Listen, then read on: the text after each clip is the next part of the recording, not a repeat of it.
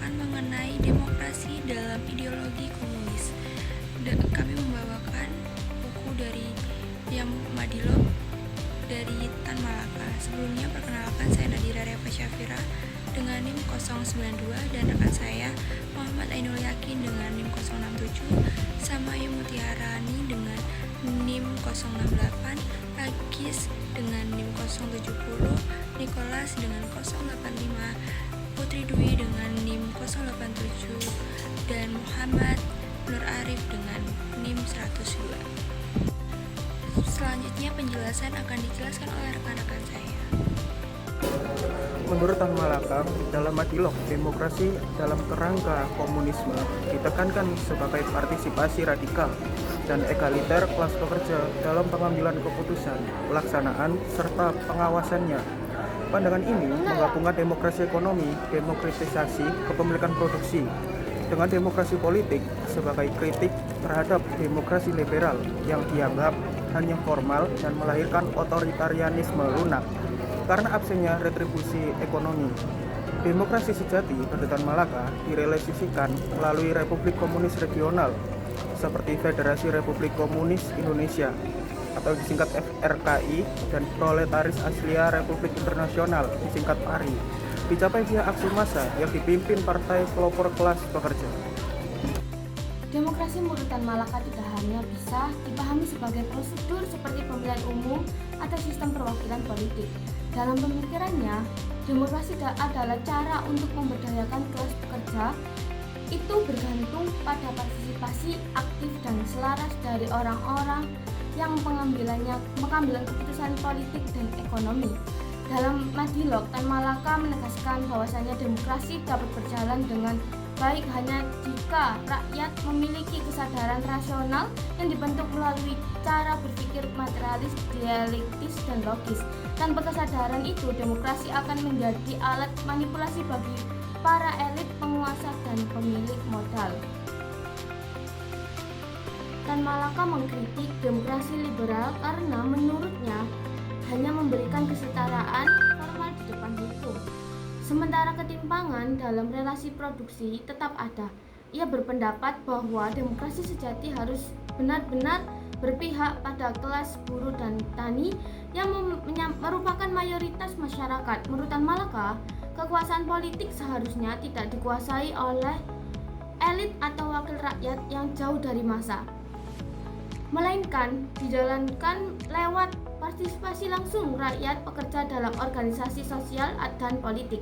Hari ini terlihat jelas dalam Menuju Republik Indonesia, di mana ia menegaskan bahwa kemerdekaan dan demokrasi hanya bermakna jika hadir dari kesadaran dan kekuatan masyarakat rakyat itu sendiri. Tan Malaka meyakini bahwasanya pengambilan keputusan di negara demokratis harus dilakukan secara kolektif oleh para pekerja yang mengendalikan alat-alat produksi dan struktur pemerintahan. Ia memandang negara bukan sebagai entitas netral, melainkan sebagai alat perjuangan bagi kelas tertindas.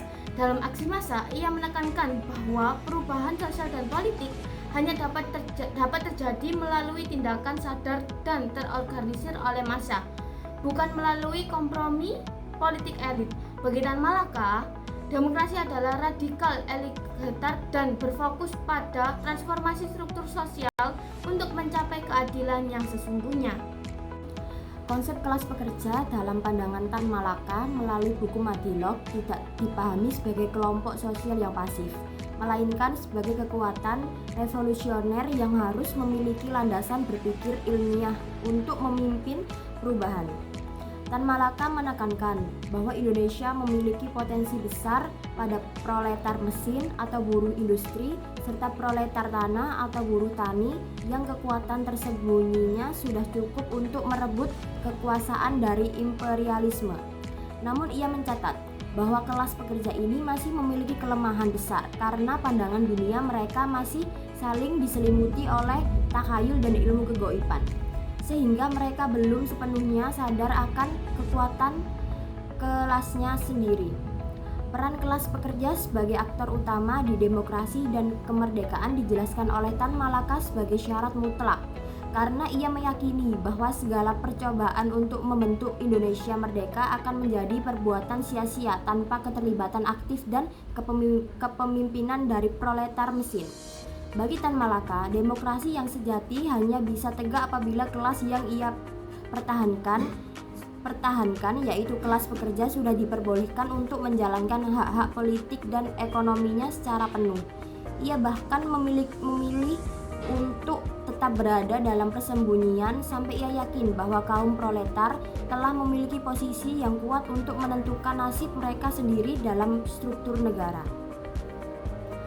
Dalam visi masyarakat baru yang ia cita-citakan, kelas pekerja digambarkan sebagai subjek yang berdaulat dalam sebuah tatanan bernama federasi aslia di mana industri besar dikelola secara sosialistik untuk kepentingan bersama. Di masa depan tersebut kaum pekerja tinggal dalam lingkungan yang sehat dan modern serta memiliki gedung musyawarah sebagai pusat kedaulatan tempat mereka membaca buku dan berdiskusi untuk memutuskan kebijakan masyarakat. Melalui sintesis antara materialisme, dialektika, dan logika dalam Madilog Tan Malaka ingin memberikan senjata berpikir bagi kelas pekerja agar mereka bisa bertransformasi dari masa yang tidak terorganisir menjadi aktor intelektual yang memimpin demokrasi modern. Saya akan menjelaskan hubungan antara demokrasi ekonomi dan demokrasi politik menurut Tan Malaka. Yang pertama, menurut Tan Malaka, demokrasi politik dan demokrasi ekonomi tidak dapat dipisahkan. Keduanya memiliki hubungan yang sangat erat dan saling menentukan. Tan Malaka menolak pandangan bahwa demokrasi cukup diwujudkan hanya melalui sistem politik seperti pemilu dan kebebasan berbicara, serta disertai keadilan dalam bidang ekonomi. Yang pertama, demokrasi politik sebagai alat bukan tujuan akhir. Tan Malaka memandang demokrasi politik seperti hak memilih, kebebasan berpendapat, dan persamaan di hadapan hukum sebagai perjuangan tujuan akhir. Demokrasi politik tidak hanya bermakna jika mampu membuka jalan bagi perubahan struktur ekonomi dan menindas rakyat. Yang kedua, demokrasi ekonomi sebagai dasar demokrasi sejati. Demokrasi ekonomi berarti rakyat memiliki kendala atas sumber-sumber ekonomi seperti tanah, industri, dan alat produksi. Tan Malaka berpendapat bahwa selama kekayaan dan alat produksi dikuasai oleh segelintir orang, rakyat tidak benar-benar merdeka meskipun secara politik mereka memiliki hak suara. Selanjutnya, ketimpangan ekonomi merusak demokrasi politik. Tan Malaka menegaskan bahwa rakyat yang hidup dalam kemiskinan dan ketergantungan ekonomi tidak mungkin menggunakan hak politiknya secara bebas. Dalam kondisi ini, demokrasi politik mudah dimanipulasikan oleh kekuatan ekonomi melalui keuangan, kekuasaan, dan pengaruh sosial. Oleh sebab itu, demokrasi ekonomi, demokrasi politik hanya bersifat formal. Selanjutnya, kesatuan demokrasi politik dan ekonomi. Bagi Tan Malaka, demokrasi sejati hanya terwujud jika terdapat kesatuan antara demokrasi politik dan demokrasi ekonomi. Demokrasi politik memberikan ruang partisipasi rakyat, sementara demokrasi ekonomi menjamin kemandirian dan kesejahteraan rakyat agar partisipasi tersebut bersifat nyata dan bebas. Oke, bagi saya itu saja untuk menjelaskan hubungan antara demokrasi ekonomi dan demokrasi politik menurut Tan Malaka. Terima kasih. Baiklah, pada saat ini saya akan menjelaskan tentang sejarah Indonesia dan dunia mengenai kehadiran dari ide ini. Ide tentang makna demokrasi dalam ideologi komunis lahir dari pemikiran Tan Malaka pada era 1920-an, terutama pada saat ia masih aktif di Komintern Moskow pada tahun 1921 sampai 1922, dan ia mendirikan Partai Republik Indonesia atau PARI pada tahun 1927. Pada tahun 1920-an, Tan Malaka memimpin PKI dan ISDV. Melihat demokrasi yang dianggap sebagai masa aksi revolusioner yang melawan imperialisme Belanda pada tahun 1926 sampai 1927, ia membentuk PARI di Bangkok untuk Republik Nasional tanpa Komintern. Dalam buku dialog Ciptaan Tan Malaka, ia mengkaitkan dengan dialektika untuk rakyat berdaya, bukan liberalisme kolonial. Pasca Perang Dunia Pertama dan Revolusi Rusia, Komintern keempat pada tahun 1922 tempat Tan Malaka usulkan komunisme Asia. Saat itu, demokrasi komunis muncul sebagai kritik demokrasi borjuis barat dan menekankan partisipasi egaliter proletariat. Pada era 1943, Perang Dunia Kedua mendorong nasionalisme antifasis yang selaras dengan materialisme dari Tan Malaka. Dalam buku Madilog, disoroti mengenai logika rasional untuk memahami kontradiksi sosial, yang dimana demokrasi sejati lahir dari materialisme, yakni kekuasaan rakyat melalui revolusi, bukan ilusi suara mayoritas tanpa keadilan ekonomi. Tan Malaka sendiri menolak mistisisme yang dapat menghambat demokrasi proletar.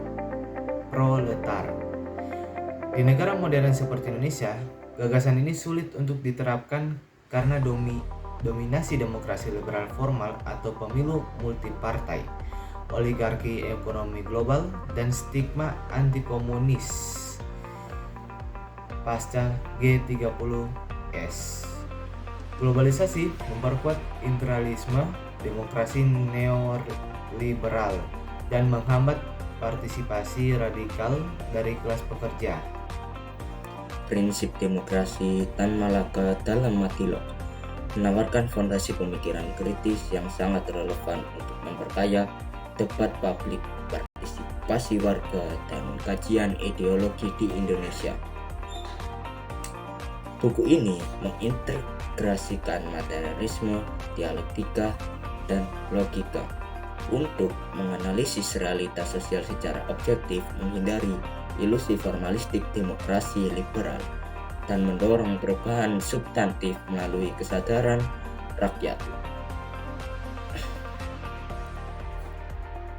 Dalam Madilog, Tan Malaka menekankan logika yang konsisten dan bebas kontradiksi untuk mengungkap manipulasi ideologis. Sehingga prinsip ini relevan untuk debat publik yang rasional dan berbasis fakta, bukan emosi atau retorika kosong. Pendekatan dialektisnya memungkinkan analisis kontradiksi kekuasaan seperti oligarki partai versus aspirasi rakyat, memperkuat argumen kritis dalam forum nasional. Hal ini mendorong etika berdebat yang menautkan rasionalitas dengan martabat manusia, menghasilkan kesepakatan musyawarah yang egaliter. Tan Malaka di bukunya Madilog memposisikan warga sebagai subjek aktif melalui kesadaran materialis dialektis relevan untuk meningkatkan partisipasi dalam pengawasan kebijakan dan perjuangan sosial ekonomi. Tan Malaka juga mengkritik demokrasi representatif yang pasif, mendorong keterlibatan langsung rakyat dalam mengatasi ketidakadilan seperti disparitas ekonomi melalui analisis logis realitas. Prinsip ini dapat diterapkan pada gerakan sipil modern untuk membangun demokrasi substantif berbasis rakyat. Buku Madilog menyediakan alat kajian ideologi yang revolusioner, menggabungkan materialisme historis dengan logika Indonesia, relevan untuk mengkritik ideologi dominan yang formalistik. Ia menawarkan sintesis antara nasionalisme, sosialisme, dan pemikiran kritis, berguna untuk analisis bagaimana demokrasi hari ini terjebak ilusi tanpa transformasi struktural.